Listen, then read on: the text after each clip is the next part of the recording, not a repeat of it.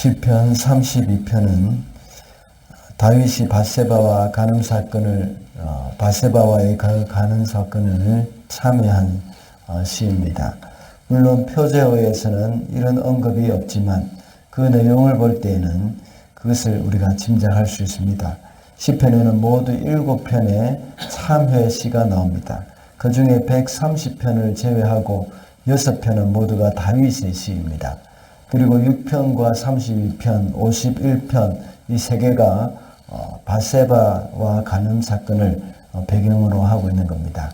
그 중에 오늘 본문 32편은 배경은 같지만 나머지 6편과 51편과는 전혀 좀 다른 특징이 있습니다.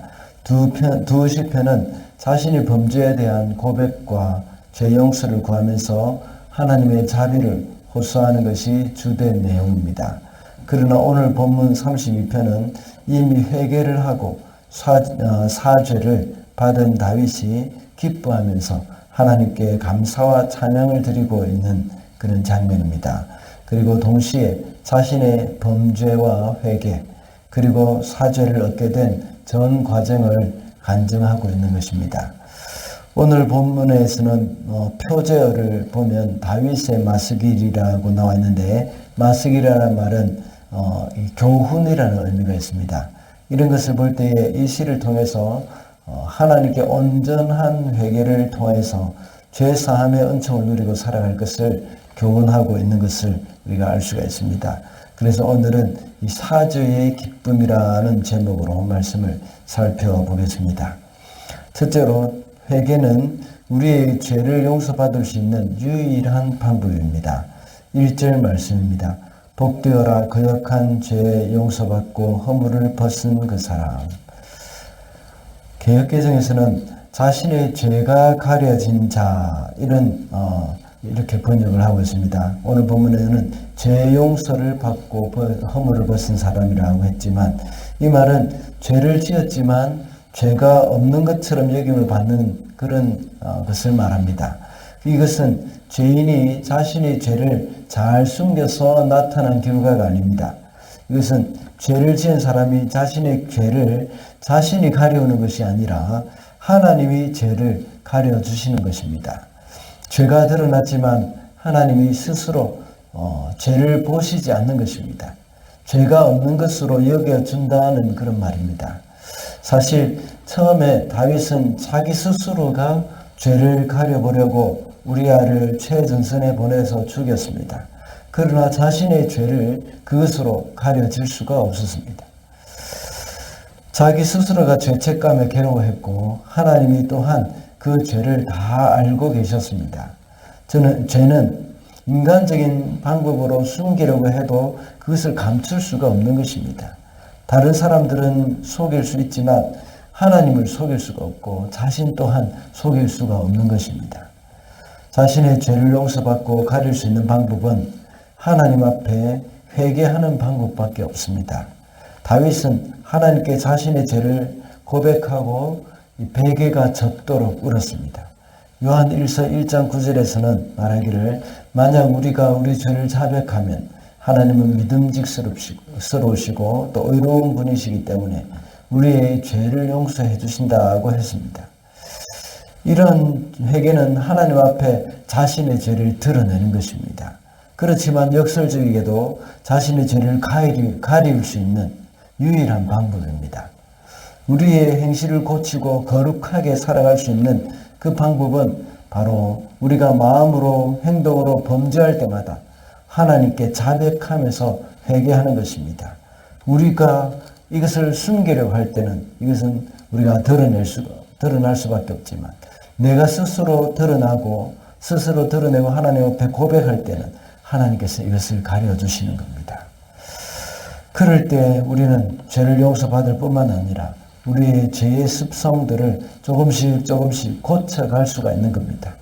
죄가 생각날 때마다 바로바로 하나님께 회개를 해야 합니다. 그것을 자기 전에 기도할 때에 회개한다고 저녁 때까지 남겨둘 필요가 없습니다. 아니면 새벽 기도 시간에 기도할 때에 회개하겠다고 또 새벽 기도 시간까지 미뤄둘 필요가 없습니다. 우리의 모든 삶의 영역에서 스스로가 거룩한 삶을 살기 위해서는 그때 하나님께 우리의 죄를 자백하고 용서를 구하는 것입니다. 둘째로, 회개하지 않을 때에 우리의 심령은 곤고하게 됩니다. 곤핍합니다. 3절 말씀을 보겠습니다.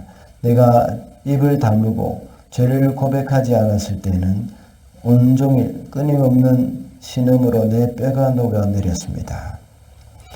다윗은 바세바와 이 가난한 사건에 이 사건이 있은 후에 곧바로 회개한 것이 아닙니다.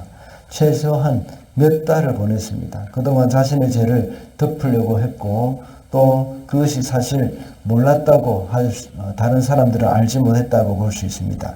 그러나 하나님은 알고 계셨습니다.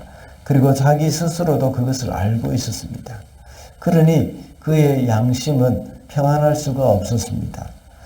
자신의 죄를 회개하지 않을 때에 다윗은 시간이 흐를수록 뼈가 녹아내리는 그런 고통을 느끼게 됩니다. 그러니 그 심령은 곤핍하게 되어가고 있는 것입니다. 하나님이 우리에게 주신 양심이 있습니다. 믿지 않는 사람들은 양심의 화인을 맞아서 제대로 그 양심이 기능을 하지 못하는 그런 경우가 많습니다. 그래서 죄를 죄로 알지 못합니다. 그렇지만 주님의 백성이라면 그 양심이 제대로 기능을 해서 회개하지 않고는 그 심령이 고통을 당하게 되어 있습니다. 우리에게 있는 양심은 하나님이 주신 선물입니다. 이것으로 인해서 성도는 죄를 멀리하고 하나님 앞에서 거룩하게 살아가고자 하는 그런 마음의 동기를 얻을 수가 있는 겁니다.